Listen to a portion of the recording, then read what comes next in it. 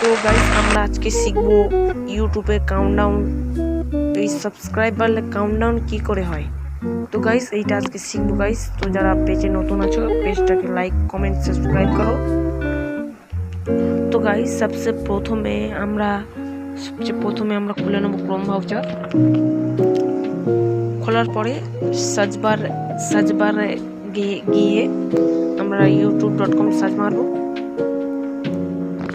মারার পরে এরপর এখানে